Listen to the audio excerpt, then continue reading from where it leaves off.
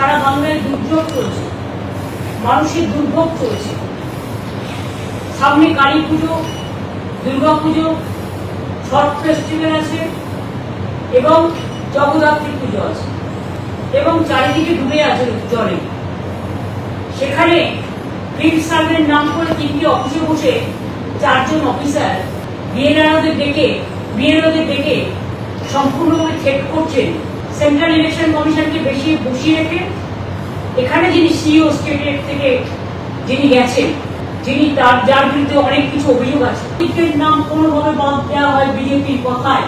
NRC নিয়ে খেলবার চেষ্টা করবেন না, আগুন নিয়ে খেলবেন না, কন্ট্রোল ইয়োরসেলফ ফার্স্ট।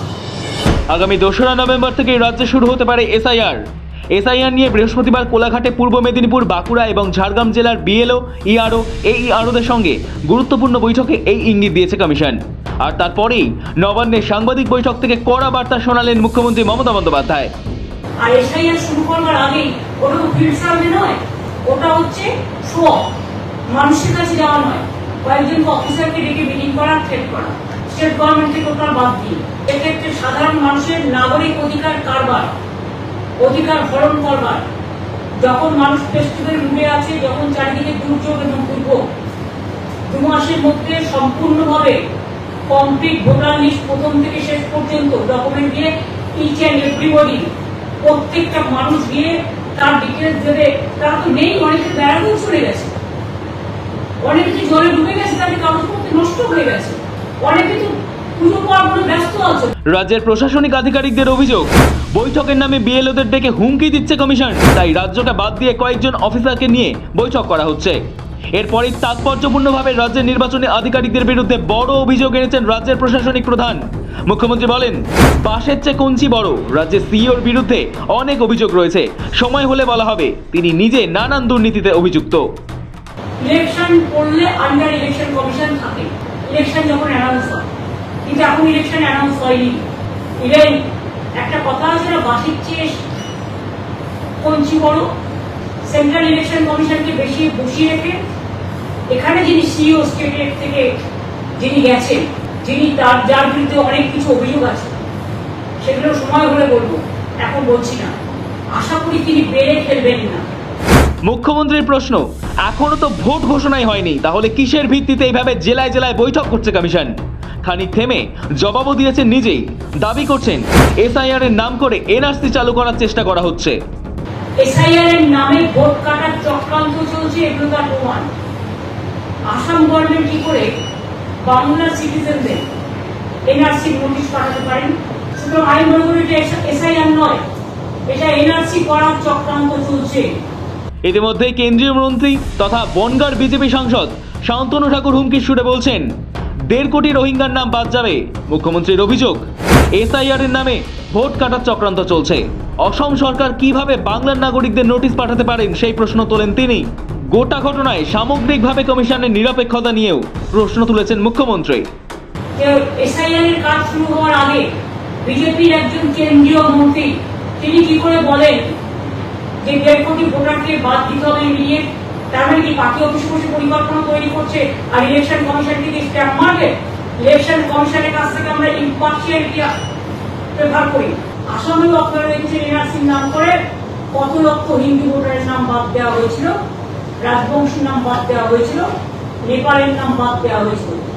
তাহলে আসাম গভর্নমেন্ট এনআরসি যখন নোটিশ পাঠাচ্ছে, তার মানে এসআইআর না, এটা এনআরসি।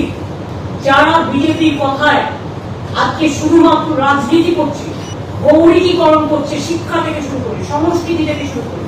হুঁশিয়ারি সুরে মমতা বলেন, এসআইআর এর নাম করে তাড়াহুড়ো করে কারোর নাম কাটা হলে পাল্টা অ্যাকশন হবে।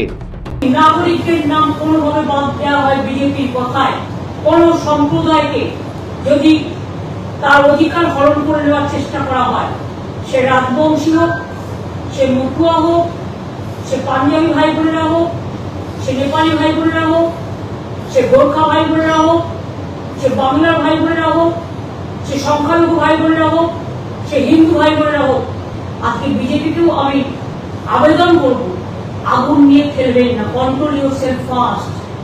বুধবারই উত্তরবঙ্গ থেকে ফিরে কেন্দ্রীয় স্বরাষ্ট্রমন্ত্রী অমিত শাহকে মির্জাফর বলে কটাক্ষ করেছিলেন মমতা। বৃহস্পতিবারও একই সঙ্গে বাংলার মুখ্যমন্ত্রীর অভিযোগ তিনি নিজে শুনেছেন স্বরাষ্ট্রমন্ত্রী নিজে একটা মিটিংয়ে ইনস্ট্রাকশন দিয়ে গেছেন অনেকের নাম বাদ দেওয়া হবে। নাম বাদ দেওয়ার ওরা কে? স্বরাষ্ট্রমন্ত্রী নিজে কোনো একটা পার্টি মিটিংয়ে কিছু ইনস্ট্রাকশন দিয়ে গেছেন এবং সেখানে বলেছেন যে অনেক নাম আমরা বাদ দেবো। ওনারা বাদ দেবার কে? আজকে ওনারা ক্ষমতায় আছেন, কালকে নাম থাকতে পারে। একজন মির্জাফর আছেন ওখানে দিল্লিতে। এই মির্জাফরদের মৃত্যু জীবনে হয় না, তারা চিরকালই বেঁচে থাকে নানা কাজের মধ্যে দিয়ে। এই মির্জাফররা মনে করেছেন তারাই শেষ কথা বলবে, কিন্তু তারা যদি এসব করতে যান তারা কিন্তু দাঙ্গা থেকে শুরু করে আরো অনেক কেস আছে, সবকিছু কিন্তু বেরিয়ে পড়বে। Cat will be out of the bag. NRC নিয়ে খেলবার চেষ্টা করবেন না। যদিও চুপ থাকেনি বিজেপি, বৃহস্পতিবার মমতা বন্দ্যোপাধ্যায়কে পাল্টা হুঁশিয়ারি দিয়ে পদ্ম শিবির বলেছে নির্বাচনের পরই অমিত শাহ এর জবাব বুঝিয়ে দেবেন। অমিত শাহ হচ্ছে স্বাধীন ভারতের ইতিহাসে সবচেয়ে বড় ভোট স্ট্র্যাটেজিস্ট, জন্মায়নি কেউ। অমিত শাহ কত বড় প্লেয়ার উনি একটু পরে বুঝতে পারবেন মার্চ মাসে। বিহারে যেমন 22 নভেম্বর সরকারের মেয়াদ শেষ হচ্ছে, এর মধ্যে নির্বাচিত সরকারকে পশ্চিমবঙ্গের ক্ষেত্রেও 20-25 এপ্রিলের মধ্যে সমগ্র প্রক্রিয়া না শেষ করলে 5 তারিখ থেকে রাষ্ট্রপতি শাসন অটোমেটিক কোর্সে হয়ে যাবে, রাজ্যপালের হাতে শাসন ক্ষমতা চলে যাবে। তাই এখানে এসআইআর হওয়ার পরেই 3 মাস, 2 মাস, 6 মাস এসব কোনো গল্প নেই। যে সূত্র বলুক না কেন ঠিক বলেনি। 26-এ বাংলার ভোটে আরও কড়াকড়ির পথে হাঁটবে কমিশন, পরোক্ষ সেই ইঙ্গিত দিতে চেয়েছে বঙ্গ বিজেপি। এসবের মাঝেই বাংলায় এসআইআর প্রস্তুতির তোড়জোড় শুরু হতেই ফের বিরোধিতার সুর চড়ালেন মুখ্যমন্ত্রী মমতা বন্দ্যোপাধ্যায়। সৌভিক সান্যালের রিপোর্ট, সময় কলকাতা।